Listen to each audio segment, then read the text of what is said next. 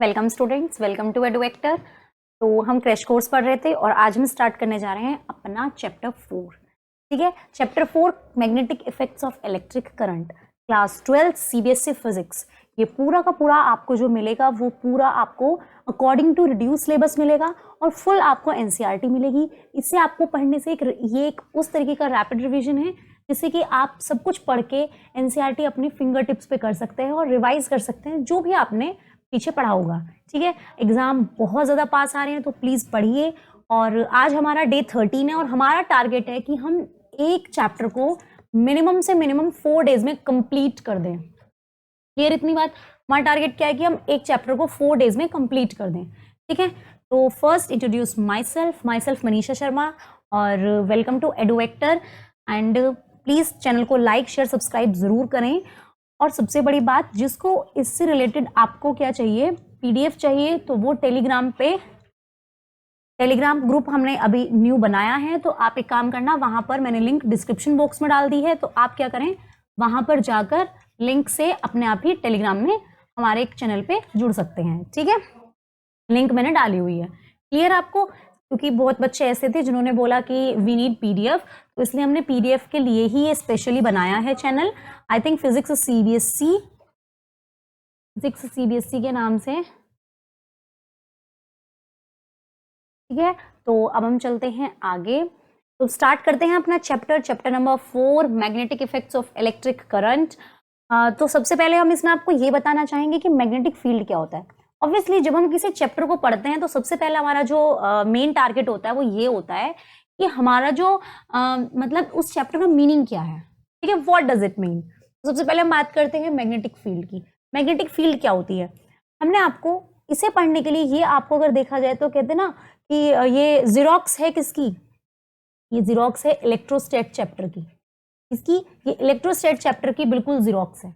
ठीक है, वहां पर हम क्या लेते थे, चार्ज के आसपास जितना भी एरिया था उसे हम बोलते थे इलेक्ट्रिक फील्ड। यहां पर हम लेंगे क्या, मैग्नेट, और मैग्नेट के आसपास जितना भी एरिया होगा उसे हम बोलेंगे क्या, मैग्नेटिक फील्ड। क्लियर हुई इतनी बात? इतनी बात आ गई समझ में आपको? ठीक है सॉरी तो हम ये कह सकते हैं कि हम मैग्नेट है। अब मैग्नेट क्या अट्रैक्ट कर रही है, छोटे पीसेस हम कह सकते हैं आयरन के कर सकती है वो मैग्नेट। कोई भी चीज आयरन की बनी हो, निकल की बनी हो, क्रोमियम की बनी हो, ऐसे ऐसी चीजों को क्या करती है, कोबाल्ट की बनी हो, ऐसी चीजों को अपनी तरफ अट्रैक्ट करती है। और अट्रैक्ट करने का मतलब ये है कि आपने एक चीज देखी होगी, ये मेरे पास मानो 2 मैग्नेट है। ठीक है, मेरे पास 2 मैग्नेट है। अब मैंने क्या किया कि इस मैग्नेट को इससे पूरा अट्रैक्शन है। अब क्या हुआ कि मैंने थोड़ा सा इन मैग्नेट को इतना दूर लेके चली गई। क्लियर? हमने ये मैग्नेट दूर कर दी। ठीक है, अब हम इसे थोड़ा धीरे पास लेके आएंगे। यहां पर आए तो भी कोई प्रॉब्लम नहीं हुई, थोड़ा सा और, मतलब कि यहां तक हम अगर आ गए तो ये ऑटोमेटिकली क्या होगा कि ये इससे अट्रैक्ट होने की कोशिश करेगी। या तो ये इससे आकर चिपक जाएगी या ये इससे जाकर चिपक जाएगी। क्लियर है? या ये इसे अट्रैक्ट कर लेगी या ये इसे अट्रैक्ट कर। क्लियर हो इतनी बात? तो जो ये इतना एरिया था जहां पर आने के बाद उसने अपनी ये प्रॉपर्टी स्टार्ट की, उस एरिया को हम बोलते हैं क्या, that area is known as magnetic field. Clear? आगे इतनी बात समझ में? उसे कहते हैं मैग्नेटिक फील्ड।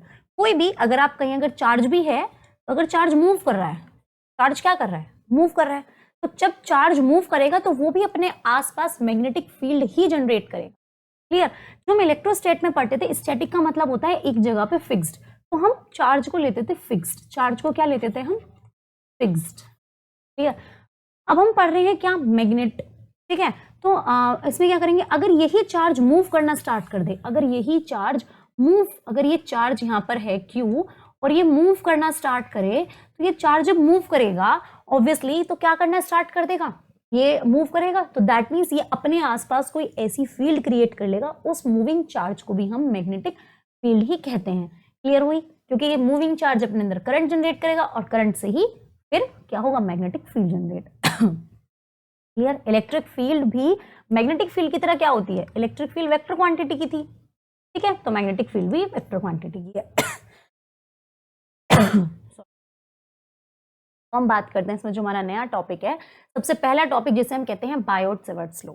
ये टॉपिक आप कहें ना, एक तरीके से ये टॉपिक बैकबोन है, ये इस पूरे चैप्टर का टॉपिक क्या है, बैकबोन है। अगर आपको ये टॉपिक आ गया तो आप बाकी आगे के सारे टॉपिक्स कवर अप कर जाएंगे। क्लियर है? ठीक है, तो बहुत इंपॉर्टेंट है, बहुत ध्यान से समझना। जितना ये आपको लगेगा ये इतना इजी टॉपिक है ना, और हम थोड़ा सा और इसे इजी करने की कोशिश करेंगे। क्लियर? हमारे पास एक कोई भी एक वायर है, कोई भी वायर है, हमने उसमें करंट मूव करा दिया जी आई।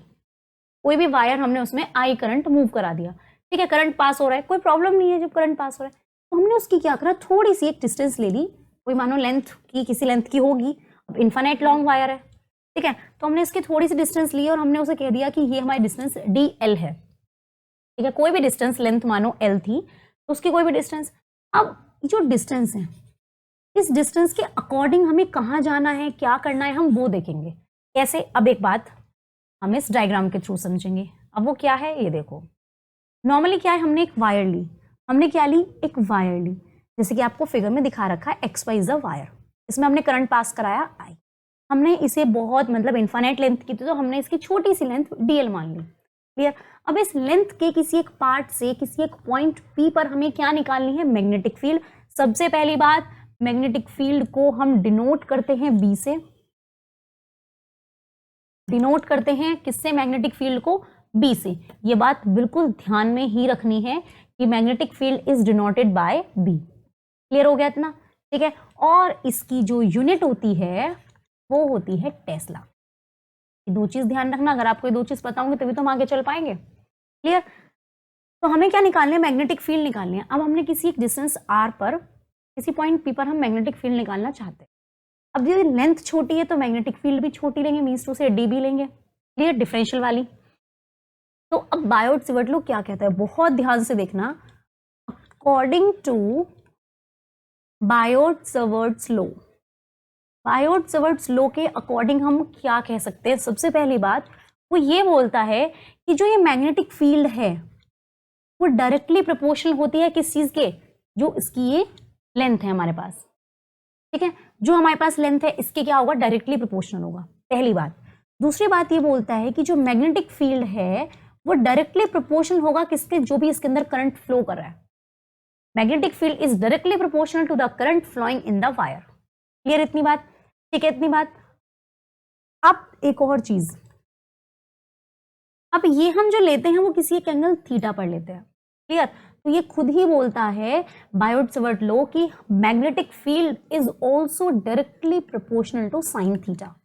अभी क्यों होता है, कैसे होता है, ये सब इतना डीपली जाने की जरूरत नहीं है। क्वेश्चन आपसे ये नहीं पूछेगा कि साइन थीटा क्यों हुआ। ठीक है, नॉर्मली है कि एक एंगल बना रहा है, उस हिसाब से उसके अकॉर्डिंग ये साइन थीटा होगा। क्लियर? लाइक फोर्थ ये क्या करता है, बायोट-सावर्ट ने चार बातें बताई। चार बातें, पहली बताई कि मैग्नेटिक फील्ड डायरेक्टली प्रोपोर्शनल होती है लेंथ के, जो स्मॉल एलिमेंट लिया है। दूसरी बात, magnetic field is directly proportional to the current flowing in it. तीसरी बात, magnetic field is directly proportional to sine theta. ठीक है, इतनी बात। अब हम आती है फोर्थ कहती है कि magnetic field is inversely proportional to the square between them. तो ये दो पॉइंट्स हैं, इनके बीच की जो डिस्टेंस है उसके स्क्वायर के क्या होती है, डायरेक्ट इनवर्सली प्रोपोर्शनल। क्लियर? अब एक बात बताओ, ये सब क्या है, लेंथ, तो सॉरी लेफ्ट हैंड साइड। हम इस लेफ्ट हैंड साइड को अगर राइट हैंड साइड के इक्वल लिखेंगे तो क्या मैं ये नहीं लिख सकती कि DB इज डायरेक्टली प्रोपोर्शनल, किस किस की होती है डायरेक्टली, I के भी होती है, DL के भी डायरेक्टली है, और साइन थीटा के भी डायरेक्टली है। सॉरी। क्लियर?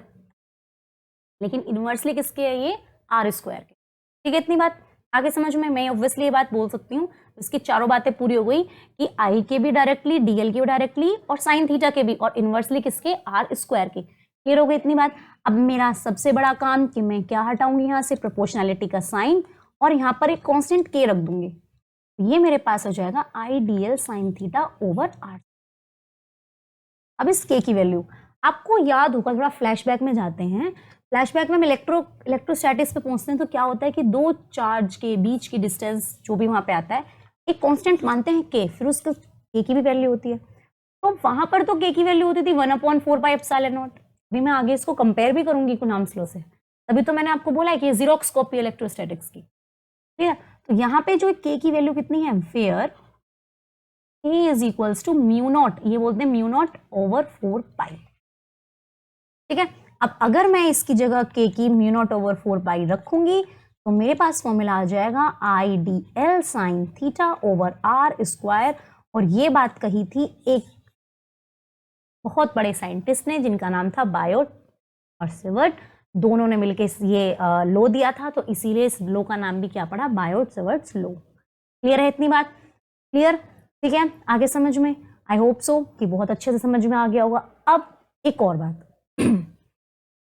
अगर मैं इस चीज को ऐसे मान लूं जैसे कि वेक्टर आपने 11th में पढ़ा होगा कि अगर हम यूनिट वेक्टर एक लेते हैं, अगर हम एक यूनिट वेक्टर लेते हैं ऑब्वियसली, तो हम किसी दो चीज के बीच में यूनिट वेक्टर लेते हैं। ठीक है, तो यूनिट वेक्टर को अगर हम ना लें, एक नॉर्मल सी बात है, अगर मैं इस आर, एक आर है मेरे पास, उस आर की मल्टीप्लाई ऊपर, चलो ये तो हमारे पास फॉर्मूला हो गया, ये हमारे पास फॉर्मूला है। हम एक नई चीज अलग करते हैं कि मेरे पास फॉर्मूला है D B is equals to mu naught upon 4 pi I D L sine theta over R square. मैंने एक आर की मल्टीप्लाई ऊपर कर दी, आर के नीचे, कोई प्रॉब्लम नहीं है मुझे। ठीक है, तो ये क्या हो जाएगा मेरे नेक्स्ट स्टेप में, I R D L sine theta over R cube. Is it clear? ठीक है, अब थोड़ा सा और आप ये देखो कि आपको पता है कि ए क्रॉस बी, अगर हम क्रॉस प्रोडक्ट करते हैं तो वो हमारा ए बी साइन थीटा के इक्वल आता है कि नहीं आता है? ये बात आपको पता है, बहुत अच्छे से पता होगी, 11th क्लास में सभी ने वेक्टर्स पढ़ा है, आई नो, और बहुत अच्छे से ही पढ़ा होगा ऑब्वियसली। म्यू नॉट ओवर 4 पाई, यहाँ पे आपको आर दिख रहा है, डीएल दिख रहा है और साइन थीटा दिख रहा है, तो क्या मैं इसे ऐसे नहीं लिख सकती, R cross DL over R cube? ठीक है, तो ये इसकी हो गई, किसकी, बायोट सिवर्ट की वेक्टर फॉर्म। क्लियर हो इतनी बात? ठीक है, this is the vector form of Biot Savart. ठीक है, आ गई आपको ये बात समझ में? क्लियर? क्लियर हो गई इतनी बात? ठीक है, तो यहां तक तो कोई प्रॉब्लम है ही नहीं। अब थोड़ा सा एक बार और रिवीजन से कर लेते हैं। कोई नहीं, बायोट सिवर्ट दो साइंटिस्ट थे जिन्होंने कहा कि एक वायर में अगर हमारे पास करंट चल रहा है, फ्लो हो रहा है, तो वो वायर हमारी इन्फिनिट लेंथ की, हमने छोटा सा एक पार्ट माना है डीएल, उसके लिए हमने मैग्नेटिक फील्ड निकालनी है पॉइंट पी पर, जो कि आर डिस्टेंस दूर पर है। ठीक है, तो डी भी हम कह सकते हैं कि मैग्नेटिक फील्ड आई के भी प्रोपोर्शनल है, डीएल के प्रोपोर्शनल है, साइन थीटा के, लेकिन स्क्वायर किसके, इनवर्सली प्रोपोर्शनल है स्क्वायर ऑफ डिस्टेंस के। ठीक है, यहां से हमने इनको कंबाइन किया, के प्रोपोर्शनलिटी कांस्टेंट लगाया और इसकी जगह रख दिया म्यू नॉट ओवर 4 पाई। अब एक चीज और, कि इस म्यू नॉट अपॉन 4 पाई की वैल्यू कितनी होती है, मैं ये भी जरा यहाँ लिख दूं, वो होती है 10⁻⁻⁷। क्लियर? कितनी होती है? 10⁻⁻⁷। टेस्ला ये होती है इसकी क्या यूनिट, पूरी हम कह सकते हैं, टेस्ला है, वेबर है, ये मैं भी निकालनी आपको बता दूंगी किस तरीके से। ठीक है, अब हम आते हैं, क्या हो गया कि हमें इन दोनों के बीच में क्या करानी है, जंग। वो जंग क्या है, बायोट सिवर्ट लो और कुलाम्स लो के बीच में। अरे बहुत आसान है भाई, मैंने आपसे कहा था दोनों एक दूसरे के क्या हैं, ज़ीरोक्स हैं, तो जो बायोट सिवर्ट लो कहेगा वही कुलाम्स लो कहेगा, और अगर ऐसा कहेगा बस वो अपने वे में कहेगा, वो चार्ज को रखेगा, ये करंट को रखेगा।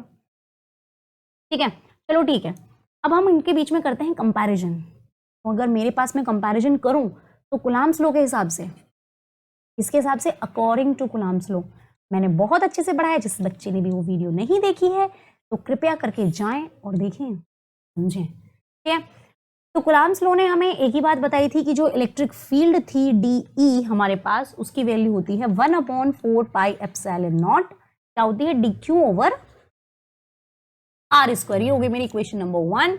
अब उसके बाद हमने अभी अभी पढ़ा है क्या, Biot Savart law. According to Biot Savart law we know that dB is equal to mu naught over 4 pi IDL sin theta over r square। Agreed? ये हो गए मेरे पास दो इक्वेशंस। अब हम करते हैं इन दोनों को कंपैरिजन। अब एक बात बताओ, जब दो चीज के बीच में हम वर्सेस लगा देते हैं, दैट मीन्स कंपैरिजन हो सकता है कि किसने कहाँ क्या किया। क्लियर? जब इन दोनों को कंपेयर करते हैं तो हमारे पास कुछ सिमिलैरिटीज मिलती हैं, कुछ डिफरेंसेस मिलते हैं इनमें। क्लियर? अब सिमिलैरिटीज और डिफरेंसेस क्या हैं, आप एक बात बताओ, वहां पर हमारे पास चार्ज, अब सिमिलैरिटीज और डिफरेंसेस अभी देखते हैं। देखो यहां पर क्या था हमारे पास, चार्ज, यहां पर है हमारे पास करंट, बात एक ही हुई। यहाँ पर भी हमारे पास डिस्टेंस का स्क्वायर है, यहाँ पर भी क्या है, जो हमारे पास क्या है, कांस्टेंट है, और वहां भी हमारे पास कांस्टेंट है। तो नॉर्मल सी बात ये हो गई कि हमने इसमें सिमिलैरिटी क्या देखी जब हमने इन दोनों को कंपेयर किया, कि इनवर्सली है किसके, स्क्वायर के। सबसे पहली बात, ठीक है, दोनों एक तरीके से लॉन्ग रेंज में है कि बहुत दूर से हम लेके आए हैं। क्लियर, इतनी बात आ गई समझ में। अब जो इनका डिफरेंस का पॉइंट है ये है कि इसने चार्ज की जगह क्या लिया है, आईडीएल। क्लियर हो गया, और एक इसमें ये एंगल एक्स्ट्रा है। तो इनकी सिमिलैरिटीज और आई थिंक क्या कहते हैं, सिमिलैरिटीज और डिफरेंसेस इस टाइप के कंपेयर करने से हुए। इतना इंपॉर्टेंट नहीं है, बट फिर भी हमने बता दिया। अगर हम थीटा को भी यहाँ पे 0 डिग्री ले लें तो डीक्यू हमारा आईडीएल के इक्वल आ जाएगा। हम जब इसे कंपेयर करेंगे तो डीक्यू किसके इक्वल आ जाएगा, आईडीएल के। ठीक है, और आर स्क्वायर से कैंसिल हो जाएगा। अब उसके बाद जब हमने कंपेयर किया तो जो कांस्टेंट है, अब हम इन दोनों कांस्टेंट को कंपेयर करते हैं। अब हम क्या करेंगे, इन दोनों कांस्टेंट को कंपेयर करेंगे। अब देखो, एक तो ये था मेरे पास 1/4 पाई एप्सिलॉन नॉट, जिसकी वैल्यू में पता है कितनी होती है, 9 × 10⁹ न्यूटन मीटर स्क्वायर पर कूलम्ब स्क्वायर। क्लियर हुई इतनी बात। एक है मेरे पास μ0/4 पाई, जिसकी वैल्यू कितनी होती है 10⁻⁻7, जस्ट अभी हमने आपको बताया है। ठीक है, टेस्ला मीटर A-1। क्लियर हो गई इतनी बात। ठीक है, इतनी बात आई समझ में। अब उसके बाद अभी हमारे पास इसकी वैल्यू इतनी आ गई। अब देखो एक चीज, अगर मैं इन दोनों को डिवाइड कर दूं, या मल्टीप्लाई डिवाइड कर देते हैं, चलो अगर मैंने इन दोनों को डिवाइड किया, ठीक है, कुछ नहीं हमें करना, या तो मैंने इक्वल, सॉरी हमें इन दोनों को क्या करना है, कंपेयर। तो कंपैरिजन में हम क्या करते हैं, दोनों को इक्वल रखते हैं। हम ना डिवाइड कर रहे हैं और ना ही हम कर रहे हैं μ0/4 पाई। क्लियर, तो मेरा 4 पाई से 4 पाई कैंसिल, तो मेरे पास आ गया कितना, μ0ε0 = 1। इतनी बात आ गई समझ में।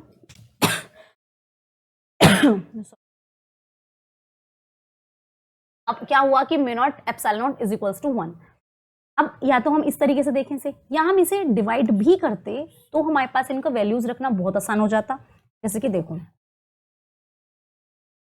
तो जब हम इसकी वैल्यूज रखेंगे तो अभी हम इसे जरा कट करके आपको बताते हैं। अभी बहुत अच्छी बात कि 4 पाई से 4 पाई कैंसिल। क्लियर, 4 पाई से 4 पाई कैंसिल। अब हम इन दोनों को देखेंगे, तो जो हमने इन्हें देखा, दैट मीन्स ये मेरे पास क्या आ गया, मेरे पास आया 1/μ0ε0। क्लियर हो गई इतनी बात, = भाई ये यहाँ चला जाएगा, ये यहाँ आ जाएगा। क्लियर, और कितना हुआ, 9 × 10⁹ सॉरी अपॉन 10⁻⁻7। अब ये जाएगा ऊपर तो पावर्स क्या हो जाएंगी, ऐड हो जाएंगी। That means 1/μ0ε0 = 9 × 10⁻16। इतनी बात आ गई समझ में। और जब हमने 9 × 10⁻16 किया, ठीक है, आप इसे क्या करो, अब एक बात आपको पता है, क्या मैं इसे ये चीज लिख सकती हूँ 3 × 10⁸ इंटू 3 × 10⁸। 9 को मैंने 3 × 3 लिख लिया, ठीक है, और 10⁸ × 10⁸ कितना हो गया, 16 हो गया। तो ये वाला और ये दोनों मैं इस तरीके से लिख सकती हूँ। दैट मीन्स मैं कह सकती हूँ कि ये मैंने क्या किया, स्क्वायर बना दिया। अब मैंने इसका स्क्वायर जो बनाया है वो क्यों बनाया, आप एक बात बताओ, हमारे पास स्पीड ऑफ लाइट की वैल्यू कितनी होती है, 3 × 10⁸ मीटर/सेकेंड। ये मैं क्या सी लिख सकती हूँ, ऑब्वियसली आई कैन। तो जाएगा 1/μ0ε0 = c²। क्लियर इतनी बात। तो जब हमने इतना लिखा तो मेरे पास आया 1/μ0ε0 = c²। That means c = 1/√μ0ε0। तो ये एक रिलेशन होता है जो आपको कहीं कहीं यूज करने में मिल सकता है। आपको कहीं पे भी अगर आपको रिलेशन पूछा जाए तो नॉर्मली एक रिलेशन है, ठीक है, इतना इसका भी कुछ ज्यादा यूज नहीं है, बट फिर भी अगर आपको कहीं रिलेशन में पूछा जाए कि relation between mu permeability and permittivity, तो क्या होता है, वो इसकी इक्वल होता है। क्लियर हो गया इतना, ठीक है। आगे समझ में, हमने कुछ नहीं किया, हमने सिर्फ कूलम्ब्स लॉ को बायोट-सवर्ट लॉ से कंपेयर किया है और उनकी वैल्यूज को लिखा है। क्लियर हो गया इतना। अब हम चलते हैं नेक्स्ट, हम नेक्स्ट टॉपिक पे नेक्स्ट टॉपिक के जो हम चलेंगे, magnetic field due to a long straight current carrying conductor. इस बार क्या है, वो हमने जो बायोट-सवर्ट में लिया था वो लिया था ऐसे, ठीक है, इनफाइनाइट वायर थी। इस बार जो हम ले रहे हैं वो क्या है, एक लॉन्ग है लेकिन स्ट्रेट करंट कैरिंग कंडक्टर है। कैसा है, स्ट्रेट। सबसे पहली बात तो यही है हमें कि हमें लेना है स्ट्रेट। ये जो है जिसके अंदर ये करंट जा रहा है, ये क्या है हमारे पास, कंडक्टर। क्लियर हुई इतनी बात। वही चीज बहुत लंबा था तो हमने क्या किया, एक छोटा सा पार्ट लिया डीएल, और उस डीएल से हमने पी पॉइंट पर क्या निकाले, मैग्नेटिक फील्ड। ये तो हम निकालना चाह रहे हैं, ठीक है। हमने क्या निकाले, मैग्नेटिक फील्ड, तो उसकी डिस्टेंस कितनी हो जाएगी, ओ से यहाँ तक की आर। क्लियर। अब मैंने क्या किया, इस पी एक क्यू पॉइंट लिया, मतलब एल लेंथ के लिए क्यू पॉइंट लिया, और उससे इस पी तक की डिस्टेंस को मैंने ए मान लिया। क्लियर, आ गई इतनी बात समझ में। अब हमें अकॉर्डिंग, मैंने आपसे क्या कहा था कि बैकबोन होती है क्या, बायोट सेवर्ट लो।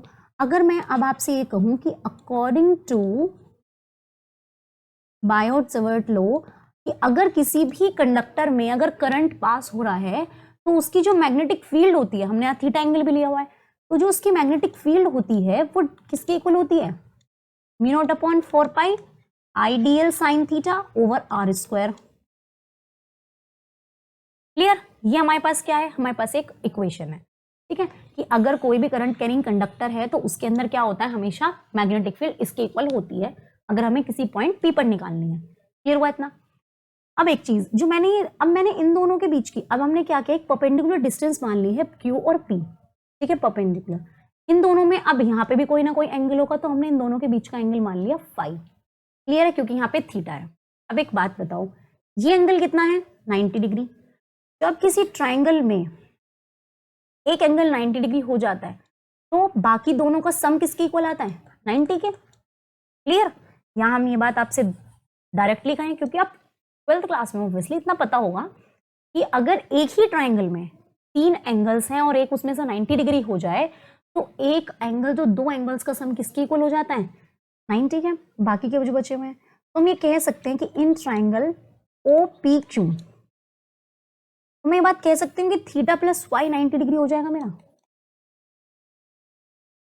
ठीक है, मैं बात कह सकती हूँ। अब एक चीज सबसे बड़ी बात तो मुझे आपको बतानी है कि हमें इसमें हमें कब क्यों करना है। हम इसमें साइन थीटा की वैल्यू रखेंगे, हम इसमें डीएल की वैल्यू रखेंगे। अब करंट तो सेम है, करंट की हम कोई वैल्यू नहीं रखने वाले, हम सिर्फ और सिर्फ इन दोनों की और एक हम आर की, इन तीनों की हम वैल्यूज रखेंगे इस इक्वेशन में, तब हम इसे सॉल्व करने की कोशिश करेंगे। बस इन तीनों की वैल्यूज निकालो। सबसे पहले मैं थीटा के हिसाब से चल रही हूँ, पहले मैं थीटा की वैल्यू निकालती हूँ, साइन थीटा की। तो theta plus Y 90 degree, theta is equal to मैं कह सकती हूँ क्या होता है, 90 माइनस फाइव।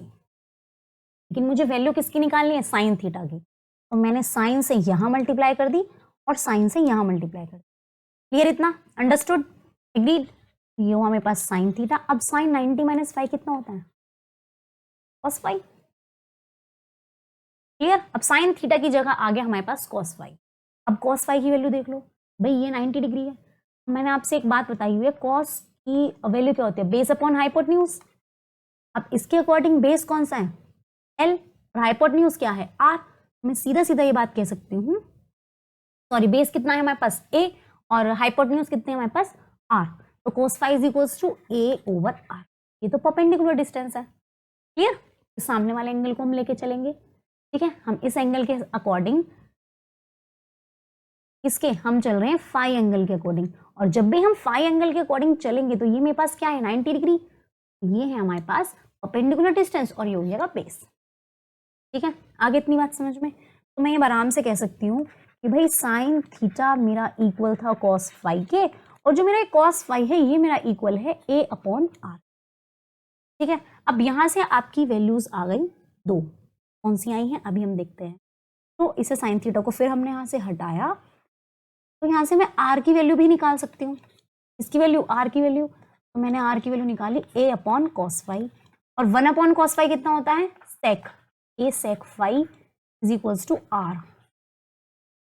ये मेरे पास एक वैल्यू आ गई आर की। क्लियर, हमने साइन थीटा की वैल्यू ले ली और मेरे पास आर की वैल्यू, दो वैल्यूज आ गई। साइन थीटा मतलब कि is equals to cos phi is equals to A upon R. मेरे पास कितनी वैल्यूज आ गई, साइन थीटा की भी और आर की भी। क्लियर हुआ इतना।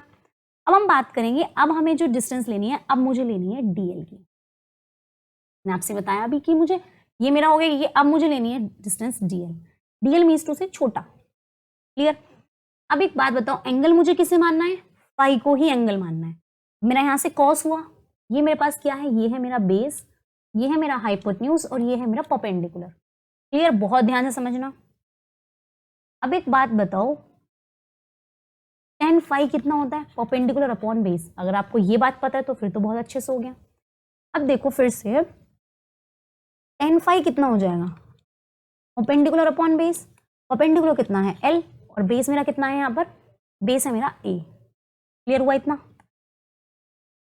तो मैं सीधा सीधा कह सकती हूँ मुझे क्या वैल्यू निकालनी है DL की, तो L is equals to A tan phi।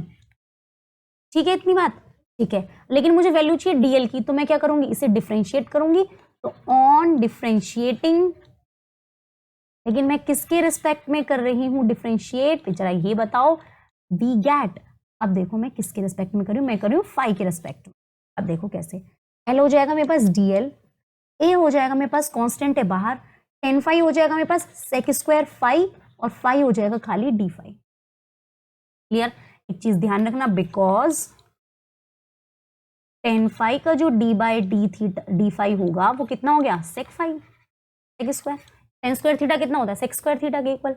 अब DL भी आ गया जी मेरे पास, तीनों वैल्यूज आ गई, और चाहिए भी मुझे सिर्फ कितनी थी, 3। अब मैं इसमें वैल्यू में पुट कर दूंगी, मेरे पास क्या आ जाएगा, on putting these values we gate.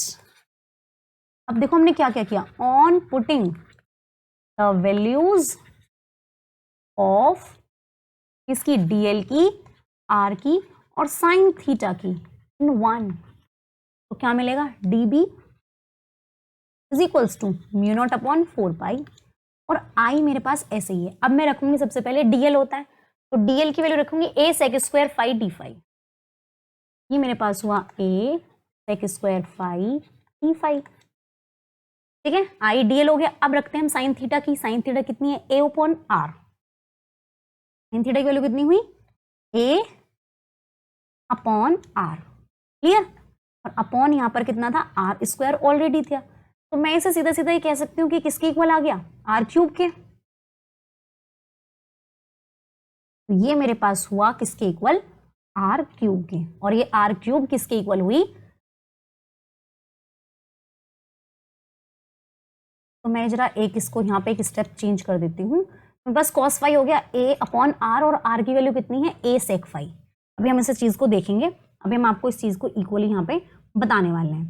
ठीक है, cos फाई की वैल्यू मेरे पास कितनी हुई और साइन इसकी कितनी हुई, अभी हम आपको इस चीज को बताएंगे। A अपॉन R की वैल्यू कितनी हुई, cos फाई। सीधा सीधा क्या बोल रहे हैं हम, A अपॉन R की वैल्यू कितनी हुई, cos फाई। अभी जरा मैं यहां पर सिर्फ R square as it is रख दूंगी, और यहां पर रखूंगी मैं कितना, साइन थीटा। ठीक है, और साइन थीटा की वैल्यू हो गई मेरे पास, साइन थीटा मतलब आया था cos फाई, मतलब A अपॉन R। इतनी बात आ गई समझ में, इतनी बात आई समझ में? या फिर आप एक चीज देखो, A अपॉन R किसके इक्वल था, साइन थीटा के, या फिर हम कह सकते हैं cos फाई के। अभी मैं क्यों कर रही हूं, आपको जरा उसका भी एक रीजन पता चलेगा। हमने यहाँ इसकी जगह सिर्फ और सिर्फ cos फाई रख दिया। अब देखो अब हमें क्या करना है, सबसे बड़ी बात, cos फाई ही रखा है, हम इसकी जगह हमने cos फाई रखा है, साइन थीटा की जगह हमने cos फाई रखा है। हमने आगे सॉल्व करना ही नहीं है। क्यों नहीं करना, अभी हम बताएंगे, बिकॉज वो बहुत ज्यादा कॉम्प्लिकेटेड हो जाएगा, R क्यूब वगैरह वगैरह ये सब हो जाएगा इसमें।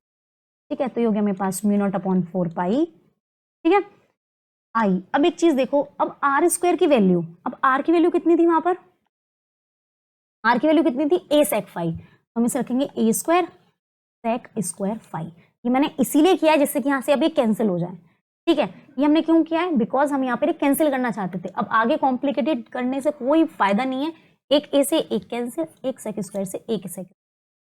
अब जो मेरे पास यहाँ पर बचा वो ये हुआ म्यू नॉट अपॉन 4 पाई आई, क्या बचा, cos फाई डी फाई और अपॉन A। इतनी बात आ गई समझ में? सिर्फ इसी वजह से मैं वो इतना सोच रही थी कि जिससे कॉम्प्लिकेटेड ना बने। ठीक है, साइन थीटा की वैल्यू हम सीधा सीधा यहीं पे cos फाई रख। इज इट क्लियर, आगे समझ में? अब मैं इसे क्या करती हूँ, इंटीग्रेट। जब भी हमें पार्शियल से कन्वर्ट करना हो समेशन में तो हम क्या करते हैं, इंटीग्रेट। तो ऑन इंटीग्रेटिंग बोथ साइड्स, अब इंटीग्रेट करने से क्या होगा, लिमिट लगानी पड़ती है। ये तो हमारे पास सीधा सीधा हो जाएगा 0 टू b, कितना हो जाएगा, 0 टू b। अब एक बात, आप एक चीज देखो, बहुत ध्यान से देखना, जो कांस्टेंट है उसे बाहर निकाला, ये यहाँ पे होना है, ये हो गया मेरे पास cos फाई डी फाई। अब एक बात बताओ, ये जो हमारे पास वायर है ये कितना रोटेट हो सकती है, या तो ये इसका मैग्नेटिक फील्ड है, या तो यहाँ रोटेट हो सकती है, यहाँ तक इतना ही रोटेट हो सकती है। क्लियर? तो हमने यहाँ से यहाँ तक की इसकी वैल्यू कितनी मानी है, ये हमने मान ली, सॉरी यहाँ से यहाँ तक इतना, तो ये मानी हमने 5 1 और ये मानी हमने 5 2। क्लियर हो गई इतनी बात? तो हमसे सीधा सीधा एक ही चीज कहेंगे कि जब हमारे पास इसकी वैल्यू आ जाएगी तो हम इसको कहेंगे कि ये हमारे पास 5 1 से 5 2 तक ही रोटेट हो सकता है। क्लियर? कहां से कहां तक? 5 1 से 5 2 तक ही रोटेट हो सकता है। ठीक है, अब एक चीज, जब ये 5 1 पे रोटेट होगी तो ऑब्वियसली किधर जा रही है, नीचे की तरफ, एक्सिस से नीचे। एक्सिस से नीचे मीन्स टू से नेगेटिव। अब एक बात देखो, जब ये रोटेट करेगी नीचे से ऊपर जाएगी तो क्या होगी, नेगेटिव। तो बस हम यहाँ पर लिमिट कभी कभी माइनस ले लेते हैं, कभी कभी नहीं लेते हैं। क्लियर हुआ इतना? तो अब हम इसे लिखेंगे कि तो हो गया B mu naught upon 4 pi I upon ए। अब कोस फाई का डिफरेंशिएशन कितना होता है, साइन फाई। तो हम इसे लेंगे कितना, साइन फाई, और साइन फाई को कितना लेंगे, -5 1 से 5 2 तक। ठीक है, आ गई इतनी बात समझ में? कॉस फाई का क्या होता है, साइन फाई। क्लियर हुआ इतना? अब हम वैल्यूज पुट करेंगे इसकी लिमिट्स, हो जाएगा mu naught upon 4 pi I upon a sine phi 2 minus sine minus theta होता है कितना, माइनस साइन थीटा। तो सीधा सीधा हो जाएगा माइनस साइन फाई 1। अभी हम स्टेप को करके बताएंगे। हो जाएगा mu naught upon 4 pi I upon a, हो गया मेरे पास sine phi 2 plus sine phi 1। अब आप बोलेंगे ये साइन फाई 2 प्लस कहाँ से आ? बहुत अच्छी बात है, पूछना चाहिए क्वेश्चन, बिकॉज ये बहुत ही अच्छी बात है कि ये कोई क्वेश्चन पूछेगा। जो बच्चे बायो से रिलेटेड हैं वो ऑब्वियसली इसे नहीं जानते होंगे। होता है sine minus theta is equal to, ये माइनस का साइन बाहर आ जाता है साइन के केस में, सिर्फ कॉस के केस में ऐसा नहीं होता है। तो ये मेरे पास आ गया long current carrying conductor straight वाला। क्लियर? अब इसकी निकालनी पड़ेगी हमें डायरेक्शन। अब डायरेक्शन निकालते हैं हम किससे, राइट हैंड थंब रूल से। ठीक है, राइट हैंड थंब रूल ये बताते हैं कि अगर हम एक वायर को जिसमें करंट कितना है, आई पास हो रहा है, और उसे हम इस तरीके से होल्ड करें, ठीक है, एक राइट हैंड से हम इसे इस तरीके से होल्ड करें। क्लियर? करंट इसमें किधर जा रहा है, ऊपर की तरफ जा रहा है। अपने मतलब राइट हैंड की जो पाम है उसे इस तरीके से होल्ड करें कि जो हमारा थंब है वो थंब किधर की तरफ हो जाए, अपर साइड, मतलब थंब हमारा किधर हो जाए, अपर साइड। तो जो फिंगर्स हैं वो हमें डायरेक्शन बताती हैं मैग्नेटिक फील्ड की कैसे। ये एक करंट है, ये करंट कैरिंग कंडक्टर है। अगर हम इस तरीके से करें कि हमारा थंब किसे बताए, करंट को बताए, तो हमारी जो फिंगर्स हैं वो किससे बताती हैं, वो बताती है मैग्नेटिक फील्ड को। क्लियर हो गई बात? अब करंट ऊपर है, फिंगर्स हम ऐसे करेंगे तो क्या हो गई, मैग्नेटिक फील्ड हो गई इनवर्ड्स। क्लियर उतनी बात? आगे समझ में? ऐसे ही अगर ये करंट स्ट्रेट में होता है, सिर्फ अगर ये करंट कैरिंग कंडक्टर करंट अगर ब्लो साइड है, डाउन है, तो क्या होगा, जो मैग्नेटिक फील्ड कहाँ आ रही है, अब आप खुद से करके देख सकते हैं, फिंगर्स बाहर की तरफ जा रही है, तो मीन्स टू से इसकी जो डायरेक्शन हुई वो कितनी हुई, आउटवर्ड्स। आगे इतनी बात समझ में? ठीक है, वैसे तो आपने 10th में पढ़ा, ये तो सिर्फ एक नॉर्मल था। तो इस तरीके से ये कहता है, इस तरीके से कि अगर करंट ऊपर जा रहा है तो मैग्नेटिक फील्ड हमारी ऐसे जा रही है। ठीक है, इनवर्ट्स जा रही है। इनवर्ट्स देखो, जिधर हमारी फिंगर्स होंगी उधर ही वो इंडिकेट करेगी, किधर, इधर। तो जब यहाँ से हम सर्कुलर पाथ बनाएंगे तो ऑब्वियसली यहाँ से बाहर की तरफ जाएंगी वो। क्लियर? जिधर हमारी फिंगर्स होंगी इधर वो डायरेक्शन उसकी उधर होगी। तो फिंगर्स किससे बताएंगी, direction of magnetic field. Clear हुआ इतना? इतनी बात आ गई समझ में? ठीक है, बिल्कुल भी कोई भी इसमें कोई प्रॉब्लम की या उसकी बात नहीं है जिससे कि आपको इसमें ना समझ में आए। अपने 10th में पढ़ा होगा, आप इसे खुद चाहें तो खुद से अपने मतलब ऐसी किसी पेन को पकड़ के, और ऐसे भी आप देख सकते हैं, फिंगर मतलब जो आपका थंब है उसे ऊपर की तरफ करें, और अपनी जो आपकी फिंगर्स होंगी वो इंडिकेट करेंगी मैग्नेटिक फील्ड। अब एक हमारा टॉपिक है कि magnetic field at the centre of circular current loop. अगर हमारे पास एक सर्कुलर करंट लूप है, हमने क्या हुआ, एक सर्कल है और उसमें करंट पास करा रहे हैं हम आई, तो वो ये पूछना चाहते हैं कि सेंटर पे कितनी मैग्नेटिक फील्ड होगी। क्लियर? क्या हुआ कि इस सेंटर पे कितनी मैग्नेटिक फील्ड, करना हमें वही है, छोटा सा पार्ट लिया, यहां से यहां तक की डिस्टेंस को आर माना, वही सब कुछ करना है और वही बायोट-सेवर्ट लॉ लगाना है और इसे सॉल्व करना है। बहुत ईजी है। ठीक है, अब हमें पता है क्या कि अकॉर्डिंग टू बायोट-सेवर्ट लॉ क्या कहता है कि D B is equals to mu naught upon 4 pi I D L sine theta over R square. Clear? Big बात देखो, डीएल जा रहा है हमारा टेंजेंशियली, बहुत ध्यान से देखना, डीएल जा रहा है टेंजेंशियली, और जो हमारा सेंटर पे जो फोर्स लगेगी, तो सेंटर हमारा जा रहा है वो किधर जा रहा है, परपेंडिकुलर। तो अब एक बात बताओ, ये क्या बना लिया, 90 डिग्री।